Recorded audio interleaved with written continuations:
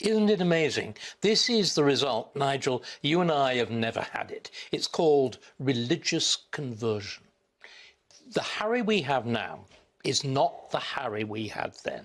This is not the Harry of the Invictus Games. Nobody, of course, seems to know Latin anymore, least of all poor Harry. Does he actually know what Invictus means? Invictus means undefeated, not a victim.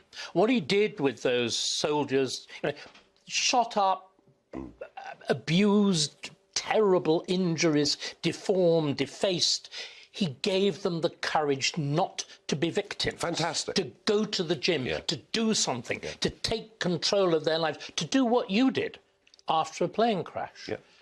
What has he done now? He's been persuaded of the doctrine of woke and the doctrine of mental health. God help him. And it's like a religious conversion.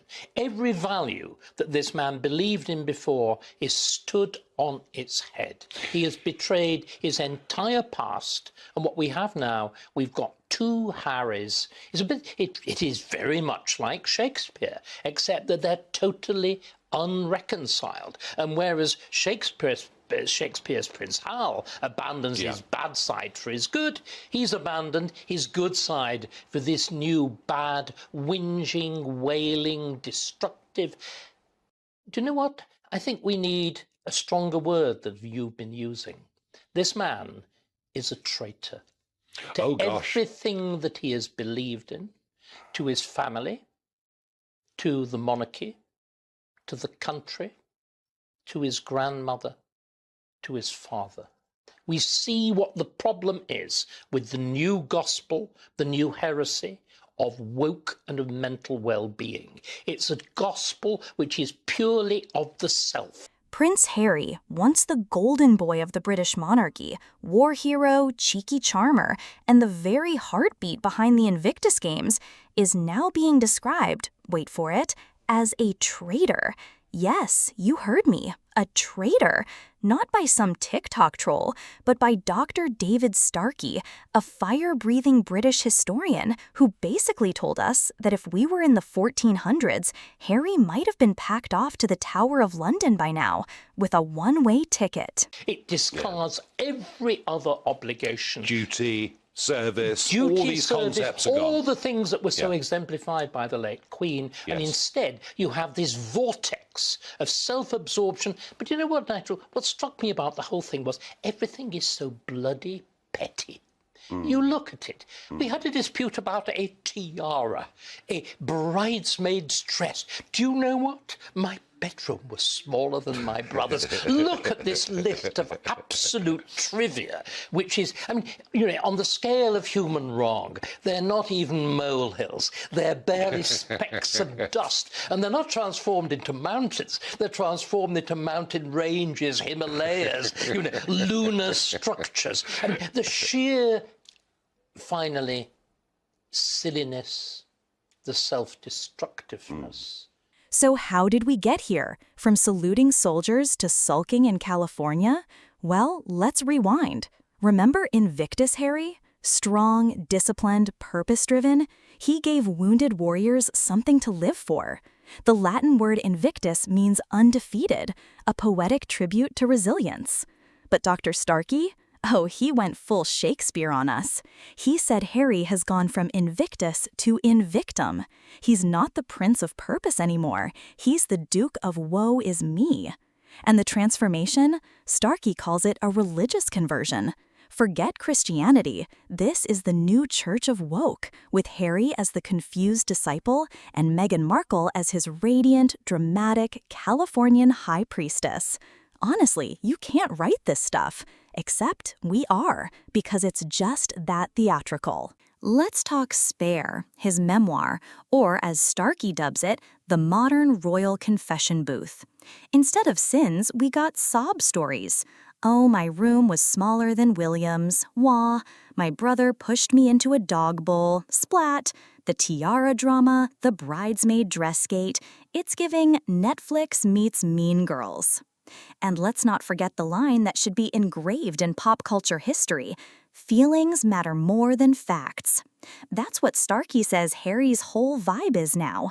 It's not about service or duty anymore. It's about my truth. And honey, my truth is basically a rebrand for you hurt my feelings, now I'm selling the story. Now here's where it gets downright Freudian.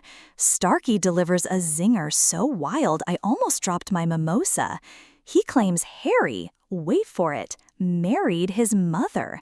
That's right. Meghan isn't just a duchess. She's a Diana 2.0 in Harry's eyes. The glamour, the compassion, the rebellion, but also the chaos, the estrangement, and the victimhood narrative. Is Meghan filling a maternal void or just brilliantly playing a royal role for the cameras? You decide. What's more scandalous than being fifth in line to the throne? Being forgotten. And darling, that's where Harry may be heading. Starkey says he's fading away like a discarded candle at Windsor. The public? Losing interest. The monarchy? Utter silence. And the army? Oh, that's the twist. Starkey claims Harry's lost them too, his second family. The soldiers, the veterans, the comrades, they're apparently disgusted. That stings more than a tabloid headline. And about stripping his titles, removing the Duke of Sussex crown jewel from his name, Starkey says it would be like smashing a walnut with a sledgehammer. Tempting, but not worth the mess. Let the man stew in his own Californian kombucha. I was among the first to say it. Netflix wanted out. And sure enough, the warning signs started blinking like a paparazzi camera outside Nobu, Malibu.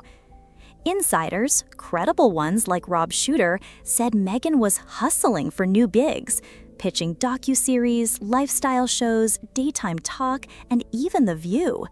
The verdict from Hollywood? Raised eyebrows. Because when you're floating talk show appearances next to Whoopi while your husband is focused on fatherhood and charity work, it's clear. You're not in the power couple lane anymore. You're in the scramble for relevance. They had one success with Netflix and a bunch of flops. As ever is a joke, and there is no strategy to be seen anywhere. Let's talk receipts. After that reality show splash, nothing Meghan touched hit big. Pearl got scrapped, Heart of Invictus, 500,000 global viewers. Her lifestyle series, With Love Meghan, ranked 383rd in Netflix's What We Watched list. That's just barely making the top 5%, and only because most Netflix content has the shelf life of a fruit fly. The relaunch of As Ever, an email blast with pseudo-intellectual ramblings, generic affirmations, and wine. One user nailed it. You can't build a brand when you never offer the same product twice. And while the Daily Mail pushes this fantasy of a new gold mine, we know better. The Obamas had a similar soft landing, a first-look deal after their partnership fizzled. That's not triumph. That's damage control with soft lighting. Netflix got the reality show. There has been no hit since then. None of the deals that Meghan claimed were on the slate were ever announced. So what's next for the Duchess of Desperation? Apparently, talk shows, rosé, and maybe Thanksgiving-themed lifestyle specials. Multiple sources say a new first-look deal is coming, not a continuation of the original mega deal, but a gentler, face-saving handshake from Ted Sarandos, who remains a huge fan. The question is, fan of what exactly? Even As Ever, which she's relaunching like a pop star clinging to her sophomore album, is reportedly not a Netflix priority. And yet, the spin continues that Meghan's wine brand is the it drink of the summer. Girl, please. The memes are drinking it more than the public is. Let's talk public image, or lack thereof. Royal News Network called it, "Please make the desperate, delusional PR push end." That's the vibe now. People aren't clapping, they're cringing. Remember the Spotify breakup and the infamous grifters tag? That wasn't a slip, it was a siren. And now the Netflix PR machine is cranking out bizarre spin like Meghan's new gold mine. Honestly, the propaganda is so thick, you'd think someone in Montecito is hand-feeding lines to the tabloids. And yet, former allies stay quiet. The Daily Mail is now pushing PR. Meanwhile, no one in the top-tier royal reporting game wants to touch this. That silence? Screaming. Now let's get fiscal. Running Archwell reportedly costs $3 million a year. That's just the team, not the security, not the upkeep on the Montecito mansion, and definitely not the cost of botched brand launches. The rosé business, all over the place. The timeline's inconsistent, you couldn't buy the 2023 bottle anymore, and suddenly, boom, the 2024 blend is your new favorite accessory for al fresco lunches. Yes, really, that's a quote. But when your brand's entire strategy hinges on a seasonal wine drop that you can't consistently deliver, it's not lifestyle luxury, it's liquid panic. Airing on Netflix, babes, this one's streaming live and unscripted. Remember the good old days when Meghan was the glowing Duchess in Givenchy, gracing the steps of St. George's Chapel like she was born to wear a tiara, even if Buckingham thought otherwise? And Harry, the reformed bad boy turned woke warrior? Sussex Squad assemble. They were the breath of fresh air the firm didn't ask for, and the world couldn't stop watching. Until we blinked. Harry is so addicted to substances, he is completely delusional, and it is futile to think he can be reunited with his father. Then came the crunchy granola California era. You know, kombucha and chaos. One moment, they're feeding chickens in Montecito, the next, dropping grenades on Oprah's lawn. Behind the scenes, tension. A lot of it. Whispers say Meg's obsession with fame never really cooled, and Harry's been chain-chewing turmeric gummies just to keep calm. Friends of the couple, well, former friends, have hinted that Harry's spiritual journey wasn't exactly voluntary. Apparently, it's what happens when your wife tells you to manifest serenity, or else. And let's not forget, Charlotte Griffiths drops their PR spin like it's a TikTok trend. But the real clue? The Sussexes' calendar requests. They wanted the palace to coordinate events with them, to avoid being upstaged, or to upstage. You tell me. Harry and Meghan's marriage is in big trouble. Yes, she reeled him back in when she needed him performing like a performing seal. Let's talk receipts. Spotify? Gone. Netflix? Hanging by a Hollywood thread. Archetypes? More like archy flops. Every attempt at a media empire has turned into a podcast graveyard or a PR boomerang. The Dior deal that never happened, the Ellen appearance that aged like warm milk, that weird animated show about feminist ducks or whatever, canceled before the storyboard ink dried. They pitched themselves as the Obamas 2.0. Instead, they're stuck in influencer limbo, half-pitching almond milk while pretending to save democracy. 10 tears left eye and a few on the right as well. Curled up in a ball. You'd have to have a heart of stone and not to be moved by the performance. But oh, what do fame addicts do when the spotlight dims? Pivot, rebrand, cling. Insiders say Meghan's been sniffing around Tinseltown's billionaire circles again. A certain tech titan with a yacht and no filter is rumored to have received a friendly call. And Harry? Back in Botswana, cleansing his spirit while dodging Meghan's FaceTimes. Strategic? Absolutely.